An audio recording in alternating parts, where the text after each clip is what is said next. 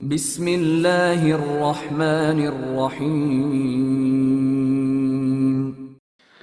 Zero land کی تلاش، مصنف ابن صفی، عمران سیریز۔ عمران کو یقین تھا کہ اب تھریسیا جوزف پر ہاتھ ڈالنے کی کوشش کرے گی، اس لیے وہ اس کی طرف سے غافل نہیں رہا تھا، لیکن اس کے باوجود بھی تھریسیا پر قابو پا لینے کی کوئی گھات سمجھ میں نہیں آئی تھی۔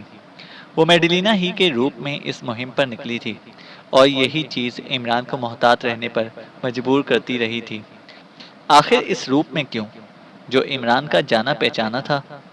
بہرحال مختلف مراحل سے گزرتا ہوا وہ اس عمارت تک جا پہنچا تھا جہاں جوزف کو بے ہوش کر کے لے جایا گیا تھا۔ عمران کے پلان سے واقفیت حاصل کرنے کے بعد اس نے تنہا ہی وہاں جا گھسنے کا پروگرام بنا لیا تھا، لیکن اسے اس کا علم نہیں تھا کہ رکھوالی کے کسی کتے سے بھی سابقہ پڑے گا۔ بہرحال اس کے سلسلے میں ڈارٹ گن کام آئی تھی۔ جیسے ہی اس نے اس پر چھلانگ لگائی تھی، نشہ آور ڈارٹ کا شکار ہو گیا تھا۔ عمران یہ بھی جانتا تھا کہ جیسے ہی چھت پر پہنچے گا، خطرے کے الارم کی آواز عمارت میں گونجنے لگے گی، اور یہی نہیں بلکہ چھت پر نصب شدہ کیمرہ نیچے والوں کو اس کی نقل و حرکت سے بھی آگاہ کرتا رہے گا۔ لیکن اوپر پہنچ کر اس نے جلد از جلد پلین کیمرے کو ناکارہ کر دینے کی کوشش کی تھی۔ اس مرحلے سے بھی گزر جانے کے بعد اس نے سیکیورٹی گارڈز کی طرف توجہ دی تھی۔ وہ ان سے تصادم نہیں کرنا چاہتا تھا، کیونکہ وہ اپنے ہی تھے۔ ان کے فرشتوں کو بھی علم نہ ہوگا کہ خود انہی کے درمیان کس قسم کے مجرم پوشیدہ ہیں۔ بہرحال انہیں بھی بڑی تدبیروں سے ڈارٹ گن کا نشانہ بنا کر بے ہوش کیا گیا۔ ایک کو تو دوڑ کر سنبھالنا پڑا تھا، ورنہ وہ چھت سے نیچے ہی جا گرا ہوتا۔ بحالت دشواری نیچے پہنچا تو ہر طرف اندھیرا تھا۔ بس پھر جہاں تھا وہیں رک گیا۔ تھوڑی دیر بعد اس جگہ فرش پر زور زور سے پاؤں مار کر ایک طرف ہٹ گیا۔ توقع تھی کہ اس کا کوئی رد عمل ضرور ظاہر ہوگا، لیکن کہیں سے ہلکی سی آواز بھی نہ آئی۔ پھر اس نے جیب سے پینسل ٹارچ نکالی اور روشنی کی ایک لکیر کے سہارے راستے کا تعین کر کے آگے بڑھنے لگا۔ اسی طرح اس نے پوری عمارت چھان ماری، لیکن جوزف کے علاوہ اور کوئی ہاتھ نہیں آیا تھا، اور وہ بھی بے ہوش پڑا ہوا تھا۔ پھر اس 2.5 من کی لاش کو کندھے پر لاد کر کئی فرلانگ پیدل چلنا پڑا، اور عمران کی آنکھوں میں تارے رقص کرنے لگے۔ اور اب جوزف ایک آرام کرسی پر پڑا چھت کو اس طرح تکے جا رہا تھا جیسے ابھی ابھی چھت سے ٹپکا ہو۔ عمران سامنے کھڑا اسے گھورے جا رہا تھا۔ آخر جوزف بھرائی ہوئی آواز میں بولا، کچھ سمجھ میں نہیں آتا باس۔ کیا ابھی تیرا یہی دل چاہتا ہے کہ مجھے چھوڑ کر کہیں اور چلا جائے؟ عمران نے ڈھپٹ کر پوچھا۔ نہیں باس، پیدا کرنے والے کی قسم، اب ایسا کوئی خیال دل میں نہیں ہے۔ میری سمجھ میں نہیں آتا کہ مجھے کیا ہو گیا تھا، وہ دونوں ہاتھ پھیلا کر بولا۔ تو پھر وہ اسی انجیکشن کا اثر تھا، عمران نے کہا۔ لیکن اب میری سمجھ میں نہیں آتا کہ میں کیا کروں، جوزف نے کہا۔ ہومیوپیتھی، عمران ہاتھ اٹھا کر بولا۔ نہیں باس، اس سے متنفر ہو جانے کے لیے میں کوئی دوا نہیں کھاؤں گا، بس مجھے یوں ہی مرنے دو، جوزف نے کہا۔ بے وقوفی کی باتیں نہ کرو، عمران بولا۔ اتنے میں کسی نے دروازے پر دستک دی، اور عمران چونک پڑا۔ کیلی گراہم کے علاوہ اور کوئی اس قیام گاہ سے واقف نہیں تھا۔ دروازے کی طرف بڑھتے ہوئے اس نے بغلی ہولسٹر پر ہاتھ رکھ لیا تھا۔ آج کل اس ہولسٹر میں ریوالور کی بجائے ڈارٹ گن رہتی تھی۔ پتہ نہیں کب اپنے ہی آدمیوں سے مٹ بھیڑ ہو جائے اور اسے ان پر گولی ہی چلانی پڑے، لہٰذا ڈارٹ گن ہی مناسب تھی۔ کون ہے؟ اس نے دروازے کے پاس پہنچ کر اونچی آواز میں پوچھا۔ کیلی، باہر سے آواز آئی۔ عمران نے دروازہ کھول دیا، لیکن دوسرے ہی لمحے میں وہ بغلی ہولسٹر سے ڈارٹ گن بھی نکال چکا تھا، اور یہ اس لیے ہوا تھا کہ اسے کیلی گراہم کے پیچھے 2 افراد بھی نظر آئے تھے۔ ان میں سے ایک نے کیلی کی کمر سے ریوالور کی نال لگا رکھی تھی، دوسرا اس کے پیچھے تھا۔ عمران نے پہلے اسی کو نشانہ بنایا، اور وہ جیب میں ہاتھ ڈالتے ڈالتے ڈھیر ہو گیا، لیکن دوسرا آدمی جس سے کیلی کی کمر سے ریوالور لگا رکھا تھا گھرایا۔ میں اسے ختم کر دوں گا، ورنہ پستول زمین پر ڈال دو۔ کیلی نے بڑی بے بسی سے عمران کی طرف دیکھا۔ عمران ڈارٹ گن فرش پر ڈال کر پیچھے ہٹ گیا۔ نووارد کیلی سمیت اندر داخل ہو کر بولا، اگر میرا ساتھی مر گیا تو اچھا نہیں ہوگا۔ عمران کچھ نہ بولا۔ نووارد اچانک کیلی کے پاس سے ہٹ کر ریوالور کا رخ عمران کی طرف کرتا ہوا بولا، اسے بھی اندر اٹھا لو۔ بہت اچھا جناب، عمران نے بڑے ادب سے کہا۔ اسے اندازہ ہو گیا تھا کہ وہ دونوں کس ملک سے تعلق رکھتے ہیں۔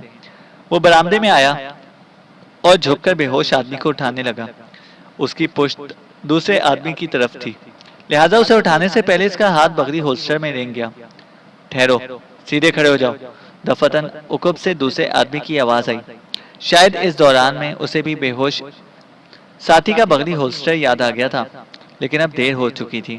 عمران اٹھتے اٹھتے کے لڑکھڑایا، اسی طرح زاویہ بدل کر ایک دم مڑا اور اس کے ریوالور والے ہاتھ پر فائر کر دیا۔ پانسا پلٹ چکا تھا۔ کیلی نے جھپٹ کر اس کے ہاتھ سے گرے ہوئے ریوالور پر قبضہ کر لیا اور وہ تو اپنا بایاں ہاتھ پکڑے جھومتا رہ گیا۔ اسی عالم میں عمران اسے کمرے میں دھکیل لے گیا۔ ادھر فائر کی آواز سن کر جوزف بھی دوڑ پڑا تھا۔ اسے اندر اٹھا لو، عمران نے برآمدے میں پڑے ہوئے آدمی کی طرف اشارہ کیا۔ جوزف نے بڑی پھرتی سے تعمیل کی۔ بالکل نہیں معلوم ہوتا تھا کہ ذرا دیر پہلے مردوں کی طرح پڑا رہا ہوگا۔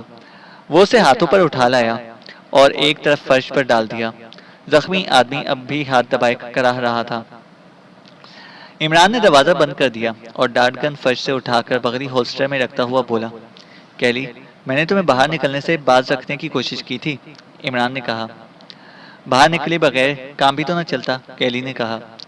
یہ لوگ کہاں سے ٹکرائے تھے؟ عمران نے پوچھا۔ میں نہیں جانتی کہ کب سے اور کہاں سے میرا تعاقب شروع کیا تھا۔ ظاہر تو یہیں آ کر ہوئے تھے اور مجھے مجبور کیا تھا کہ میں دروازے پر دستک دوں، کیلی نے کہا۔ کیا خیال ہے یہ لوگ کون ہو سکتے ہیں؟ عمران نے پوچھا۔ معلوم کرو۔ کس سے معلوم کروں؟ میرا خیال ہے دوسرا بھی بے ہوش ہونے والا ہے، عمران نے کہا۔ خون ضائع ہو رہا ہے، کیلی بولی۔ تم لوگ پچھتاؤ گے، زخمی آدمی کہتا ہوا بے ہوش ہو گیا۔ اس کا زخم دیکھو، عمران نے کیلی سے کہا۔ میرا خیال ہے کہ گولی کھال پھاڑتی ہوئی گزر گئی ہے۔ تم نے واقعی کمال کر دیا، کیلی نے کہا۔ جان بچانے کے لیے ہر زاویے پر نظر رکھنا پڑتی ہے، عمران نے کہا۔ اور خود صرف ڈاٹ گن لیے پھرتے ہو؟ کیلی نے پوچھا۔ جب تک خود میری جان پر نہ بن جائے، کسی زندگی کو ختم کر دینے سے اعتراض کرتا ہوں۔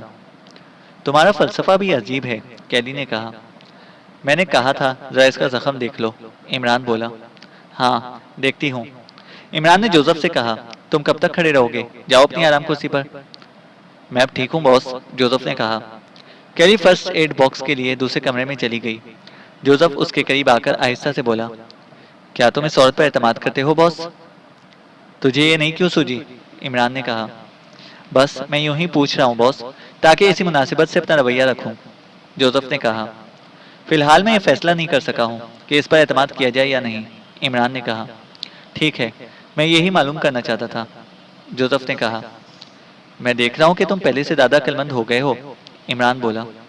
پتہ نہیں کیا بات ہے باس، مجھے کچھ ایسا محسوس ہوتا ہے جیسے میری آنکھوں کے سامنے سے کسی قسم کا پردہ ہٹ گیا ہو اور جیسے وہ دن رات ہی نہ ہو، جوزف نے کہا۔ ایک ذرا سا دکھ اور جھیل لیا جائے تو بس بیڑا پار ہے، عمران نے کہا۔ کوشش تو کر رہا ہوں باس، جوزف بولا۔ بس جاؤ آرام کرو، عمران نے کہا۔ یہ کون لوگ ہیں باس؟ مجھے تو رومانوف کے آدمی لگتے ہیں، عمران نے کہا۔ تو پھر دوسرے بھی گھات ہی میں ہوں گے اگر وہ اس عورت کو پہچانتے ہیں، جوزف نے کہا۔ دیکھا جائے گا، عمران بولا۔ اتنے میں کیلی واپس آ گئی۔ زخم دیکھ کر پہلے ہی رائے کا اظہار کر چکی تھی کہ وہ مخدوش نہیں ہے۔ خون روکنے کی تدبیروں کی ضرورت پیش نہیں آئی تھی کیونکہ خون جمنے لگا تھا۔ ہاتھ کی ڈریسنگ کے بعد ان دونوں کو ہوش میں لانے کی تدبیریں کی جانے لگیں۔ تھوڑی دیر بعد اسے ہوش آ گیا جسے عمران نے ڈاٹ گن کا نشانہ بنایا تھا۔ جوزف ریوالور کا رخ اس کی طرف کیے مسلسل اسے خونخوار نظروں سے گھورے جا رہا تھا۔ میں کہاں ہوں؟ تم کون ہو؟ اس نے بھردائی ہوئی آواز میں سوال کیا۔ کیا تم اسے نہیں پہچانتے؟ عمران نے کیلی کی طرف اشارہ کر کے پوچھا۔ نہیں، اس نے کہا۔ حالانکہ اسی کا تعاقب کرتے ہوئے تم دونوں یہاں آئے تھے اور اسے مجبور کیا تھا کہ دروازے پر دستک دے، عمران نے کہا۔ کیا تم ہم لوگوں کے خلاف کوئی کیس بنانا چاہتے ہو؟ اس نے ناخوشگوار لہجے میں پوچھا۔ نہیں، تمہیں تمہارے گھر تک پہنچانا چاہتے ہیں، عمران نے کہا۔ ہم دونوں سڑک پر چلے جا رہے تھے، کسی نے زبردستی ہمیں یہاں پہنچا دیا۔ تم کسی عدالت کو جواب دہی نہیں کر رہے؟ اگر زبردستی لائے گئے ہو تو یہاں دفن بھی کیے جا سکتے ہو، عمران نے کہا۔ اوہ، تو یہ بات ہے، اس نے کہا۔ ہاں، یہی بات ہے، عمران بولا۔ میرے ساتھی کے ہاتھ پر پٹی کیسی بندھی ہوئی ہے؟ اس نے کہا۔ وہ زخمی بھی ہو گیا تھا، لیکن ایسی کوئی تشویش کی بات نہیں ہے، وہ بھی ہوش میں آ جائے گا، عمران بولا۔ تم کون ہو؟ تمہاری دانش میں مجھے کون ہونا چاہیے؟ اس سیاہ فام کی موجودگی میں تم عمران ہی ہو سکتے ہو۔ تمہارا خیال غلط نہیں ہے، عمران بولا، کیا تم اس عورت کو دوست سمجھتے ہو؟ اس نے پوچھا۔ تاوقت یہ کہ اس کی کوئی دشمنی ثابت نہ ہو جائے، دوست ہی سمجھوں گا، عمران نے کیلی کی طرف دیکھتے ہوئے کہا، لیکن کیلی کی آنکھوں سے کسی قسم کی تبدیلی محسوس کیے بغیر نہ رہ سکا۔ فضول باتوں میں وقت ضائع کرنے سے کیا فائدہ؟ کیلی نے جلدی سے کہا۔ اس کی آواز سے بھی اضطراب ظاہر ہو رہا تھا۔ یہ ابھی بھی تمہارے خلاف سازش کر کے آئی ہے، غیر ملکی اجنبی نے کہا۔ تم یہ ساری بکواس سن رہے ہو؟ کیلی بگڑ کر بولی۔ سن لینے میں کیا حرج ہے؟ عمران بولا۔ میں ثابت کر سکتا ہوں، وہ بولا۔ اس سے پہلے تم اپنا تعارف کرا دو تو بہتر ہے، عمران نے کہا۔ میں اینٹونیو ہوں، اور وہ، اس نے اپنے بے ہوش ساتھی کی طرف اشارہ کر کے کہا، سرجی پیٹرووچ ہے۔ رومانوف کے آدمی ہو؟ عمران نے پوچھا۔ مجھے یقین تھا کہ تم نے اندازہ لگا لیا ہوگا، ہم حقیقتاً تمہاری نگرانی تمہارے تحفظ کے لیے کرنا چاہتے تھے، وہ آدمی بولا۔ اچھا اچھا، عمران سر ہلا کر بولا، مجھے علم نہیں تھا۔ یقین کرو، اس میں ذرا برابر جھوٹ نہیں ہے، اس آدمی نے کہا۔ تم کہتے ہو تو یقین کر لوں گا۔ چائے پیو گے یا کافی؟ عمران بولا۔ تم آخر کیا کر رہے ہو؟ کیلی بھی جھنجھلا کر بولی۔ میں خود بھی نہیں سمجھ سکتا کہ کیا کر رہا ہوں، عمران بولا۔ وقت ضائع کر رہے ہو، کیلی بولی۔ پھر تم ہی کوئی معقول مشورہ دو۔ انہیں ٹھکانے لگا کر یہیں چھوڑ چلو، کیلی نے کہا۔ لیکن چلیں کہاں؟ عمران نے پوچھا۔ میں سب کچھ طے کرائی ہوں، کام تمہاری مرضی کے مطابق ہی ہوگا، بے فکر رہو، اینٹونیو نے کہہ لگایا۔ کیا یہ خوشی کی بات ہے؟ عمران نے اس سے پوچھا۔ تمہیں زبردست دھوکہ دیا جا رہا ہے، وہ آدمی بولا۔ اسے شوٹ کر دو، کیلی نے جوزف سے کہا۔ باس کے حکم پر شوٹ بھی کر سکتا ہوں، جوزف بولا۔ اچھی بات ہے، تو پھر میں جا رہی ہوں، کیلی نے کہا۔ نہیں مسی، باس کی مرضی کے بغیر یہاں کچھ نہیں ہو سکتا، جوزف نے کہا۔ کیا مطلب؟ کیلی بولی۔ یہ ٹھیک کہہ رہا ہے، عمران نے سرد لہجے میں کہا۔ تم ابھی نہیں جا سکتی۔ کیوں نہیں جا سکتی؟ کیلی نے کہا۔ مسٹر اینٹونیو کو اپنی بات پوری کر لینے دو، عمران نے کہا۔ وہ جو کچھ کہے گا سرے سے بکواس ہوگی، کیلی بولی۔ بکواس ہی صحیح، کم از کم اس سے نیت کا اندازہ تو ہو ہی سکے گا، عمران نے کہا۔ ہاں تو مسٹر اینٹونیو، تم کیا کہہ رہے ہو؟ عمران نے اس سے پوچھا۔ غالباً تم دونوں طاقتوں کی مشترکہ کانفرنس کی بات کی تھی۔ صرف دونوں طاقتوں کی نہیں، بلکہ اس میں برطانیہ، فرانس اور جرمنی کی بھی شمولیت ضروری سمجھتا ہوں، عمران بولا۔ بہرحال یہ اپنے آدمیوں سے مشورہ کر کے آئی ہے، انہوں نے کہا ہے کہ یہ تم سے متفق ہو جائے، اینٹونیو نے کہا۔ سب بکواس ہے، میں نے کسی سے مشورہ نہیں کیا، یہاں کسی سے بھی میرا رابطہ نہیں ہے، کیلی بولی۔ اس سے بڑا جھوٹ اس صدی میں دوسرا نہ بولا گیا ہوگا، اینٹونیو نے کہا۔ اتنی بڑی بات، عمران مسکرا کر بولا۔ یقین کرو مسٹر عمران، یہ اپنے سفارت خانے میں گئی تھی اور وہیں یہ مشورے ہوئے تھے۔ مقصد یہ ہے کہ یہ تمہیں اپنے ساتھ مغربی جرمنی لے جائے اور پھر وہاں سے تمہارا اغوا عمل میں آئے، اینٹونیو نے کہا۔ میں کہتی ہوں کہ یہ بکواس ہے، کیلی بولی۔ خیر خیر، یہ ایسی کوئی خاص بات نہیں، عمران نے کہا۔ تو گویا تمہیں اس کی باتوں پر یقین آ گیا ہے، کیلی نے پوچھا۔ فی الحال اس معاملے میں اظہار خیال کی ضرورت نہیں محسوس کرتا، تو میرے ساتھ آؤ، عمران نے اسے کمرے میں چلنے کا اشارہ کیا۔ وہ اس طرف بڑھ گئی اور عمران جوزف کو چوکس رہنے کی ہدایت کر کے اس کے پیچھے چل پڑا۔ دوسرے کمرے میں پہنچ کر وہ اس کی طرف مڑی اور عجیب سی نظروں سے دیکھنے لگی۔ اگر یہ ساری باتیں نہ ہوتی تب بھی تم سے ایک سوال ضرور کرتا، عمران مسکرا کر بولا۔ وہ سوال تم کر سکتے ہو۔ میں نے تاکید کی تھی کہ میک اپ کے بغیر باہر نہ نکلنا، لیکن تم نے پرواہ نہیں کی اور انہیں اپنے ساتھ لگا لیں، عمران نے کہا۔ مجھے میک اپ سے الجھن ہوتی ہے، میری کھال بہت حساس ہے، مختلف قسم کے لوشنوں کو برداشت نہیں کر سکتی، اور وہ پلاسٹک کے ٹکڑے، خدا کی پناہ، کیلی نے کہا۔ تمہیں زیرو لینڈ کے ایجنٹ بھی پہچانتے ہیں، عمران نے کہا۔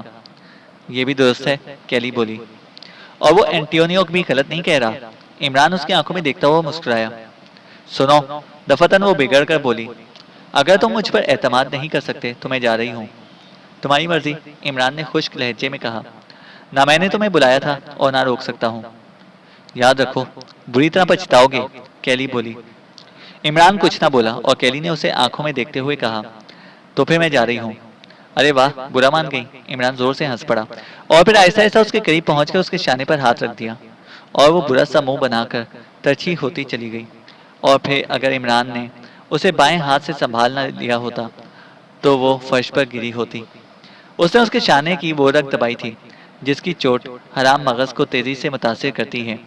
اس نے اسے بستر پر ڈال دیا اور کمرے کے دروازے کو باہر سے مقفل کر کے پھر وہیں واپس آ گیا جہاں جوزف ان کو کور کیے رکھ کھڑا تھا۔ اچھا تو مسٹر اینٹونیو، اب کیا پروگرام ہے؟ عمران نے اس سے سوال کیا۔ ہمارے ساتھ چلو ورنہ یہ لوگ تمہیں کسی قابل نہ چھوڑیں گے۔ تم سمجھے نہیں، میرا مطلب تھا کہ اب اس لاش کا کیا کریں؟ عمران نے پوچھا۔ کس لاش کا؟ اینٹونیو نے پوچھا۔ اسی عورت کی بات کر رہا ہوں، عمران نے کہا۔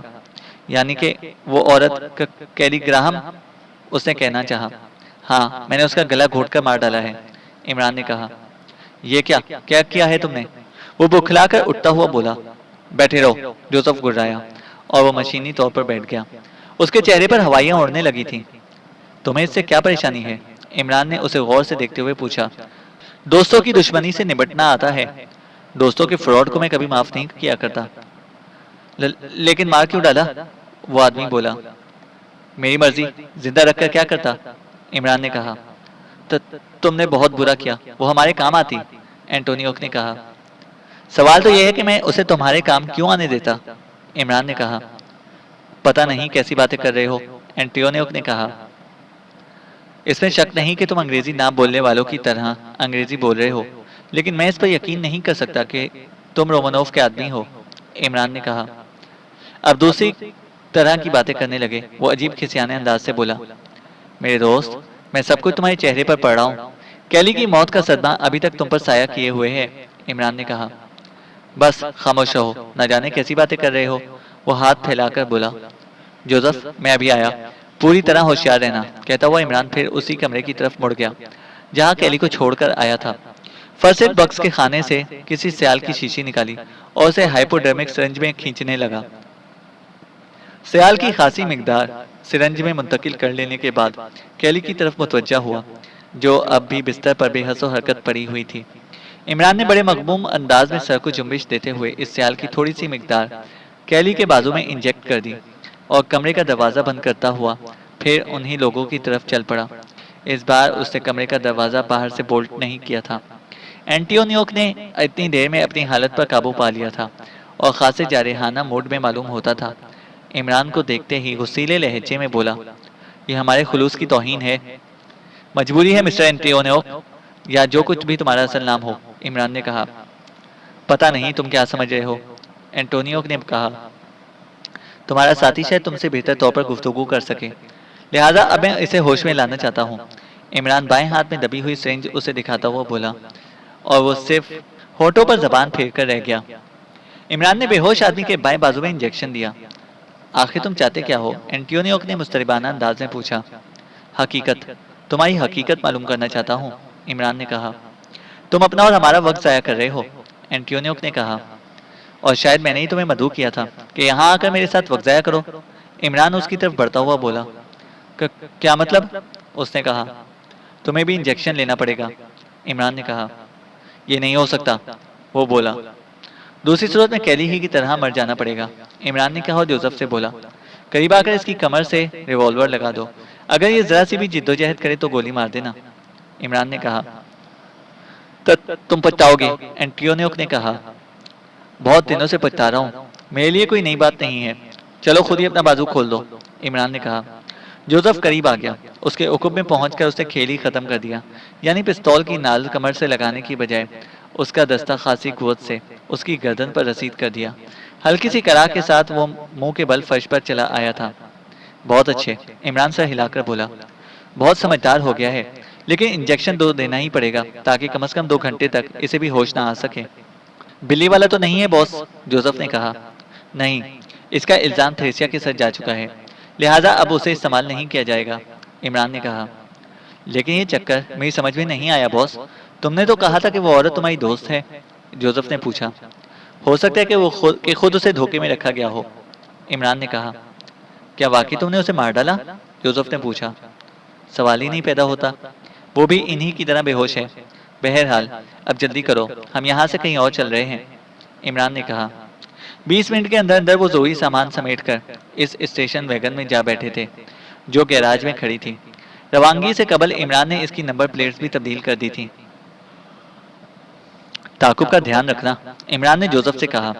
ہو سکتا ہے وہ دونوں تنہا نہ رہے ہو۔ گاڑی گیراج سے نکل کر سڑک پر آ گئی اور جوزف نے کہا، تم نے ایک فائر بھی تو کیا تھا باس۔ اگر ان دونوں کا کوئی اور ساتھی بھی آس پاس موجود ہوتا تو فائر کی آواز سن کر ادھر ضرور آتا۔ تو ٹھیک کہہ رہا ہے۔ ایک بات سمجھ میں نہیں آئی، تم نے آخر اس عورت کے ساتھ ایسا برتاؤ کیوں کیا؟ جوزف نے کہا۔ وہ دونوں اسی کے ساتھی تھے، عمران نے کہا۔ تعجب ہے، جوزف بولا۔ کس بات پر؟ عمران بولا۔ اگر وہ اس کے ساتھی ہوتے تو وہ تمہیں ان میں سے کسی پر فائر کرنے کا موقع نہ دیتی، جوزف نے کہا۔ اس سے یہ ظاہر ہوتا ہے کہ وہ نہیں جانتی تھی، عمران نے کہا۔ کیا نہیں جانتی تھی؟ جوزف نے پوچھا۔ یہی کہ وہ حقیقتاً انہی لوگوں سے تعلق رکھتے ہیں جن سے وہ بھی متعلق ہیں، عمران نے کہا۔ ہاں، یہ ہو سکتا ہے۔ ہو نہیں سکتا، بلکہ یہی ہوا ہے۔ کیلی کو سامنے لا کر انہوں نے دوہری چال چلی ہے۔ اگر کیلی کے ہتھے نہ چڑھوں تو دوسری ٹیم کا اعتماد حاصل کر لوں، اور ضروری نہیں ہے کہ کیلی دوسری ٹیم سے بھی واقفیت رکھتی ہو، عمران نے کہا۔ واقعی باس، تم بہت چوکنے رہتے ہو۔ لیکن اب ہم کہاں جا رہے ہیں؟ جوزف نے پوچھا۔ فکر نہ کرو، اب تو اسی طرح بسر ہوگی، عمران نے کہا۔ لیکن باس، کب تک؟ ارے تو واقعی حیرت انگیز طور پر آدمی بنتا جا رہا ہے۔ پہلے تو تجھے اس کی پرواہ بھی نہیں ہوتی تھی کہ کہاں کھڑا ہے، عمران نے کہا۔ باس، خدا کے لیے بار بار یاد نہ دلاؤ۔ اچھا، تو واقعی مجاہدہ کر رہا ہے۔ جوزف کچھ نہ بولا۔ اس کے چہرے پر غم کے بادل چھا گئے تھے۔ کیلی کو ان دونوں سے پہلے ہوش آیا تھا۔ اٹھ کر کمرے سے نکلی اور سیدھی اسی طرف گئی جہاں وہ دونوں ابھی تک بے ہوش پڑے تھے۔ پھر وہ پوری عمارت میں چکراتی پھری۔ ذرا ہی سی دیر میں بات سمجھ میں آ گئی۔ عمران اسے چھوڑ کر چلا گیا تھا۔ پھر وہ اسی کمرے میں آئی جہاں وہ دونوں بے ہوش تھے۔ کیلی کی آنکھوں میں الجھن کے آثار تھے۔ سمجھ میں نہیں آ رہا تھا کہ یہ کیا ہو گیا۔ اس نے تو بڑے خلوص سے عمران کی اسکیم کو عملی جامہ پہچانے کی کوشش کی تھی، یعنی اس تگ و دو میں تھی کہ اس کی تجویز کردہ ممالک کے نمائندوں کی ایک کانفرنس طلب کی جائے۔ اس سلسلے میں اپنے سفارت خانے کے ایک ذمہ دار آفیسر سے بھی گفتگو کی تھی، اور اس نے کہا تھا کہ تجویز بہت معقول ہے اور شاید اس پر عمل کرنا بھی ممکن ہو۔ اس نے وعدہ کیا تھا کہ وہ اس تجویز کو آگے بڑھائے گا، لیکن پتہ نہیں یہ دونوں کون ہیں اور کہاں سے آ ٹپکے۔ یقیناً اس سے غلطی سرزد ہوئی ہے۔ میک اپ کے بغیر باہر نہیں نکلنا چاہیے تھا۔ وہ پرتشویش نظروں سے دونوں بے ہوش آدمیوں کو دیکھتی رہی۔ پھر اچانک کچھ خیال آیا اور اٹھ کر ان کی جامہ تلاشی لینے لگی۔ ان کے شناختی کارڈ نکالے جن پر ان کے وہی نام درج تھے جو انہوں نے عمران کو بتائے تھے، لیکن نہ جانے کیوں ان سے مطمئن نہ ہو سکی، کیونکہ خود بھی ایسے بہتیرے کھیل کھیل چکی تھی۔ شناختی کارڈ ان کی جیبوں میں دوبارہ رکھ دیے اور ایک کے داہنے پیر کا جوتا اتارنے لگی۔ اس کے ہاتھوں میں ہلکی سی لرزش پائی جاتی تھی۔ شاید اندیشہ تھا کہ اس کارروائی کے دوران ہی میں اسے ہوش آ جائے گا۔ بہرحال جوتا اتار لینے کے بعد جوتے کے استر کے نیچے کچھ ٹٹولنے لگی اور دفتن اس کی سانسیں تیز ہو گئیں۔ جوتے کے اندر سے ہاتھ نکالا تو دو انگلیوں کے درمیان پولیتھین کا ایک لفافہ تھا جس میں دوسرا شناختی کارڈ نظر آیا، اور یہی اس کا شخص کا اصلی شناختی کارڈ تھا۔ کیلی نے جبڑے بھینچ کر ایک طویل سانس لی۔ اس شناختی کارڈ کے مطابق وہ اسی ملک کی ایک خفیہ تنظیم کا رکن تھا جس کے لیے وہ خود کام کر رہی تھی۔ اس نے شناختی کارڈ کو دوبارہ جوتے کے استر کے نیچے رکھ دیا اور اسے دوبارہ جوتا پہنا دیا۔ اب سوچ رہی تھی کہ اسے کیا کرنا چاہیے۔ آخر کار یہی فیصلہ کیا کہ عمران جو کچھ کر گیا ہے اس میں تبدیلی نہ کرنی چاہیے۔ لہٰذا پھر اسی کمرے میں واپس آئی جہاں کچھ دیر پہلے بے ہوش پڑی رہی تھی۔ ذہن پر بری طرح جھنجھلاہٹ کا حملہ ہوا تھا۔ جتنی گالیاں بھی یاد تھیں انہیں ان لوگوں سے منسوب کرتی رہی۔ پھر عمران کا رویہ یاد آیا اور وہ حیرت کے سمندروں میں غوطے لگانے لگی۔ کتنی جلدی وہ معاملے کی تہہ تک پہنچ گیا تھا۔ شاید اپنی اسی صلاحیت کی بنا پر اب تک زندہ ہے۔ وہ بستر پر لیٹ کر سوچنے لگی، کیا عمران نے بھی دونوں کی جامہ تلاشی لی ہوگی؟ یقیناً ایسا ہی ہوا ہوگا، ورنہ وہ اسے اس طرح کیوں چھوڑ جاتا؟ کیا اب وہ اسے یقین دلا سکے گی کہ وہ ان سے لا علم تھی؟ شاید نہیں۔ اب اسے کیا کرنا چاہیے؟ کیا یہ مناسب ہوگا کہ وہ ان دونوں کے ہوش میں آنے تک وہیں رکی رہے؟ اس کے ساتھ خود اس کے محکمے نے جس قسم کا فراڈ کیا تھا، اس کا جواب اس کے علاوہ اور کیا ہو سکتا تھا کہ وہ بھی اسے ڈبل کراس کرتی؟ وہ اٹھی اور اپنا اٹیچی کیس اٹھا کر ٹیلی فون والی میز کے قریب آ کر کھڑی ہوئی۔ وہ سوچ رہی تھی کہ وہ نہ سفارت خانے کے اس آفیسر کو اس واقعے کی اطلاع دے دی جائے جس سے اس کا رابطہ تھا۔ یہی مناسب بھی ہوگا۔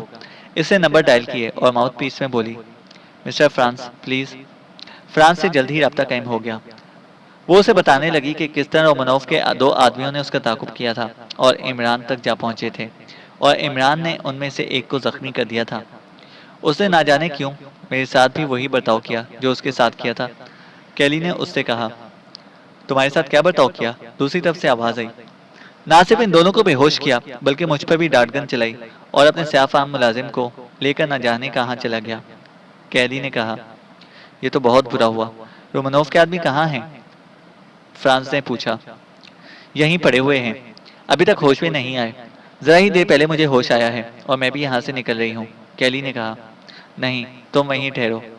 فرانس نے کہا، سوال ہی پیدا نہیں ہوتا، میں ان دونوں کے ہوش میں آنے سے پہلے ہی نکل جانا چاہتی ہوں۔ کیلی نے کہا، اچھا تو سیدھی یہیں آنا۔ ظاہر ہے، اور کہاں جاؤں گی؟ لیکن خدشہ ہے کہ کہیں باہر بھی کچھ لوگ موجود نہ ہوں۔ کیلی بولی، اس کی فکر نہ کرو، نکلی چلی آؤ۔ فرانس نے کہا، وہ دانت پیس کر رہ گئی، کتے کہیں کے۔ مجھے چارے کے طور پر استعمال کیا جا رہا تھا۔ یہ حقیقت بھی تھی کہ وہ عمران کے لیے دوستی کے جذبات لے کر یہاں آئی تھی۔ سوچ بھی نہیں سکتی تھی کہ اپنے ہی آدمیوں کے ہاتھوں دھوکے کھائے گی۔ اس سے تو یہی بہتر ہوگا کہ سچ مچ زیرو لینڈ کی ایجنٹ بن جائے، ڈبل ایجنٹ کا رول ادا کرے۔ اچھی بات ہے، کہہ کر اس نے ریسیور کیڈل پر رکھ دیا۔ وہ یہاں سے نکل جانے میں پل بھر کی دیر نہیں کرنا چاہتی تھی۔ اٹیچی کیس اٹھا کر باہر نکلی چلی آئی۔ اسے یقین تھا کہ گیراج خالی ہوگا، عمران نے گاڑی وہاں نہ چھوڑی ہوگی۔ عجیب اتفاق تھا کہ باہر نکلتے ہی ایک ٹیکسی بھی مل گئی۔ پہلے تو اس کی جانب بڑھتی ہوئی ہچکچائی تھی، لیکن یہ دیکھ کر کہ ٹیکسی ڈرائیور ایک مرگھلا سا مقامی آدمی ہے، تیزی سے قدم بڑھائے۔ ڈرائیور نے اپنی سیٹ سے اٹھے بغیر ہاتھ بڑھا کر پچھلی سیٹ کا دروازہ کھول دیا۔ وہ اٹیچی کیس سمیت ٹیکسی میں داخل ہوتی ہوئی بولی، ہوٹل 3 اسٹارز۔ ٹیکسی سٹارٹ ہو کر چل پڑی اور کیلی سوچتی رہی کہ اس کے سفارت خانے تک نہ پہنچنے پر کیا رد عمل ہوگا۔ وہ لوگ کیا سوچیں گے؟ اس کے علاوہ اور کیا سوچیں گے کہ وہ یا تو رومنوف کے ہتھے چڑھ گئی یا زیرو لینڈ کے ایجنٹوں نے اس پر قابو پا لیا ہوگا۔ وہ سوچتی رہی، وقت گزرتا رہا۔ یہاں کے راستوں سے ناواقف تھی۔ ہوٹل 3 اسٹارز کا نام سنا تھا، نہ پہلے کبھی وہاں گئی تھی اور نہ راستے ہی سے واقف تھی۔ تھوڑی دیر بعد ٹیکسی ایک عمارت کی کمپاؤنڈ میں داخل ہوئی اور سیدھی پوچھ کی طرف بڑھتی چلی گئی۔ انجن بند کر کے ڈرائیور اترا اور پچھلی سیٹ کا دروازہ کھولنے لگا۔ عجیب الخلقت آدمی تھا، بے حد دبلا پتلا اور بہت لمبا آدمی تھا، لیکن چہرے کی بناوٹ چینیوں کی سی تھی۔ اس نے بڑے ادب سے اس کا اٹیچی کیس اٹھایا اور اسے گاڑی سے اترنے میں مدد دی۔ کیلی نے 10 کے 3 نوٹ پرس سے نکال کر اس کی طرف بڑھائے۔ اس کی ضرورت نہیں مادام، اس نے بڑی شستہ انگریزی میں کہا۔ کیا مطلب؟ کیلی نے کہا، آپ اس ملک میں مہمان ہیں، اس لیے میں نے اسے بھی ملکی روایات کے خلاف سمجھا کہ آپ کو کسی ہوٹل میں لے جاؤں۔ اس ڈرائیور نے کہا، اوہ تو یہ 3 اسٹارز نہیں ہے؟ کیلی نے حیرت سے پوچھا۔ نہیں مادام، ڈرائیور بولا۔ تمہیں اس کی جرت کیسے ہوئی؟ وہ ایک دم بھڑک اٹھی، لیکن دوسرے لمحے میں برآمدے میں سے آواز آئی، شور مچانے کی ضرورت نہیں ہے، چپ چاپ اندر چلی آؤ۔ برآمدے میں کھڑے ہوئے آدمی کے ہاتھ میں سائلنسر لگا ہوا بڑا سا پستول نظر آیا تھا اور اس کی روح فنا ہو گئی۔ لیکن یہ آدمی بھی سفید فام نہیں تھا، چینی ہی معلوم ہوتا تھا۔ یہ کس مصیبت میں پڑ گئی، اس نے سوچا، اور چپ چاپ برآمدے کی طرف بڑھ گئی۔ مسلح آدمی اسے لیے ہوئے ایک نہایت شاندار ڈرائنگ روم میں آیا، جو بے حد قیمتی فرنیچر اور اعلیٰ درجے کی آرائشی مصنوعات سے مزین تھا۔ کیلی کمرے میں پہنچ کر مسلح آدمی کی طرف مڑی۔ تم کون ہو؟ اور میرے ساتھ ایسا برتاؤ کیوں ہوا ہے؟ کیلی نے سخت لہجے میں پوچھا۔ کیا یہاں سیاحوں کے ساتھ ایسا ہی برتاؤ کیا جاتا ہے؟ تشریف رکھیے محترمہ، اس نے پستول کو جنبش دے کر کہا۔ آپ کو یہاں کوئی تکلیف نہیں ہوگی۔ تم آخر ہو کون؟ کیلی نے پوچھا۔ مسٹر سنگھی کا ایک ادنا خادم۔ سنگھی؟ وہ اچھل پڑی۔ ہاں محترمہ، میرے بہت ساری دنیا میں بے حد جانی پہچانی شخصیت ہیں، اس آدمی نے کہا۔ لیکن مجھ سے کیا سروکار؟ کیلی بولی۔ وہی آپ کو بتا سکیں گے، میں تو لا علم ہوں، اس نے کہا۔ سوال تو یہ ہے کہ کیلی نے کچھ کہنا چاہا۔ پلیز محترمہ، ہر قسم کی گفتگو انہی سے کیجیے گا۔ ہو سکتا ہے آپ کے رتبے سے ناواقفیت کی بنا پر مجھ سے کوئی گستاخی سرزد ہو جائے۔ وہ آدمی بولا۔ تم عجیب قسم کی باتیں کر رہے ہو۔ مسٹر سنگھی ہیں کہاں؟ کیلی نے پوچھا۔ جلدی ان سے ملاقات ہوگی آپ کی، وہ آدمی بولا۔ کیلی کی حالت خراب ہو رہی تھی۔ اس نے سنا تھا کہ سنگھی بھی زیرو لینڈ کی تحریک سے منسلک ہو گیا ہے، تو گویا وہ آخرکار زیرو لینڈ کے ایجنٹوں کے ہتھے چڑھ گئی۔ سنگھی کی خوفناک کہانیاں بھی اس نے سن رکھی تھی، اس لیے اس کے ہاتھ پیر ڈھیلے پڑ گئے تھے۔ اس سے تو یہی بہتر تھا کہ فرانس کے مشورے پر عمل کرتی۔ اس نے اسے وہیں رکے رہنے کو کہا تھا۔ تھوڑی دیر بعد وہی ٹیکسی ڈرائیور کمرے میں داخل ہوتا دکھائی دیا جو اسے یہاں تک لایا تھا، لیکن اب اس کے جسم پر ڈرائیور کی خاکی وردی نہیں تھی۔ نہایت اعلیٰ درجے کے سوٹ میں ملبوس تھا اور گہرے سرخ رنگ کی ٹائی سینے پر پڑی ہوئی تھی۔ مجھے امید ہے کہ تمہیں بہت زیادہ غصہ آیا ہوگا، وہ مسکرا کر بولا۔ لیکن آخر کیوں؟ کیلی بولی۔ ابھی تک میں ایک خاموش تماشائی کی طرح سب کچھ دیکھتا رہا ہوں، کسی بھی معاملے میں دخل اندازی نہیں کی، لیکن اس مرحلے پر میرا خون کھول ہی گیا، وہ آدمی بولا۔ کس مرحلے پر؟ کیلی بولی۔ دیدہ و دانستہ یہ سوال کر رہی ہو، کیا تم نے خود اپنے ہی آدمیوں سے دھوکہ نہیں کھایا ہے؟ وہ ڈرائیور بولا۔ وہ سناٹے میں آ گئی۔ یہ لوگ اس حد تک آگہی رکھتے تھے دوسروں کے معاملات سے؟ لیکن تمہیں اس سے کیا؟ کیلی نے دل کڑا کر کے کہا۔ بس ایسے معاملات میں مجھے خدائی فوجداری سمجھ لو، وہ بولا۔ یہ عنایت بے وجہ تو نہیں ہو سکتی، کیلی نے کہا۔ تم بہت خوبصورت ہو کیلی گراہم، وہ بولا۔ اور کوئی وجہ نہیں ہے؟ کیلی نے پوچھا۔ اور کیا وجہ ہو سکتی ہے؟ کیا زیرو لینڈ کے ایجنٹوں کو عمران کی تلاش نہیں ہے؟ کیلی نے کہا۔ یقیناً ہے، وہ بولا۔ تو پھر تم یہ کیسے کہہ سکتے ہو کہ محض میرے حسن سے متاثر ہو کر تم نے مجھ پر یہ کرم کیا ہے؟ کیلی نے کہا۔ میں جانتا ہوں کہ اب تمہیں بھی عمران کے ٹھکانے کا علم نہیں ہے، وہ بولا۔ بڑے وثوق سے کہہ رہے ہو، کیلی نے کہا۔ اس لیے کہ یہی حقیقت ہے۔ کیلی خاموش ہو کر غور سے اس کی شکل دیکھنے لگی۔ عجیب سا چہرہ تھا، پچکے ہوئے گالوں کی ابری ہوئی ہڈیاں اور دھنسی ہوئی چھوٹی چھوٹی آنکھیں، لیکن نہ جانے کیوں اسے دیکھ کر کسی سال خوردہ سانپ کا تصور ذہن میں ابھرتا تھا۔ ویسے شہرت کے اعتبار سے شخصیت بالکل صفر معلوم ہوتی تھی۔ یقین ہی نہیں آتا تھا کہ وہی سنگھی ہے جس کے لاتعداد محیر العقول کا نام ہے اس کے حافظے میں محفوظ تھے۔ سنگھی تھوڑی دیر بعد بولا۔ پہلے تو اپنی یہ غلط فہمی دفع کر لو کہ میرا کوئی تعلق زیرو لینڈ سے بھی ہے۔ یہ ایک مصدقہ حقیقت ہے، کیلی بولی۔ ٹھیک کہو، اب نہیں ہے۔ اب تو تھریسیا میری جان کی دشمن ہے اور میں اس کے خون کا پیاسا ہوں، سنگھی نے کہا۔ تو پھر تمہارا ان معاملات میں پڑھنا کیا معنی رکھتا ہے؟ کیلی نے پوچھا۔ باول سوف کا نیگیٹو میرے کام بھی آ سکتا ہے، سنگھی بولا۔ تو یہ کہنا چاہیے کہ عمران کے پیچھے 4 پارٹیاں ہیں، کیلی بولی۔ مجھے الگ ہی رکھو، میں عمران کے پیچھے نہیں ہوں، لیکن اسے بھی برداشت نہیں کروں گا کہ نیگیٹو اس سے کوئی اور ہتھیا لے۔ خیر ختم کرو، یہ باتیں تو پھر ہوں گی۔ تم کیا پیو گی؟ سنگھی بولا۔ یہاں تو پینے کو ترس گئی ہوں، شراب بندی ہو گئی ہے نا، طلب ہو تو سفارت خانے جاؤ، کیلی نے کہا۔ سنگھی کے پاس کس چیز کی کمی ہو سکتی ہے؟ میرے ساتھ آؤ، وہ بولا۔ وہ اسے دوسرے کمرے میں لایا جہاں بار تھی اور کاؤنٹر کے پیچھے ریکوں پر لاتعداد بوتلیں رکھی ہوئی تھیں۔ کیلی نے منہ چلا کر ہونٹوں پر زبان پھیری اور آہستہ سے بولی، مارٹینی پلیز۔ ابھی لو، کہہ کر سنگھی نے ایک گلاس تیار کیا اور اسے پیش کرتا ہوا بولا۔ میں دوستوں کا دوست ہوں۔ شکریہ، وہ مسکرائی اور 2 گھونٹ لینے کے بعد بولی، تم نہیں پیو گے کیا؟ میں بوتل سے پیتا ہوں، سنگھی نے ریک سے ایک بوتل اٹھاتے ہوئے کہا۔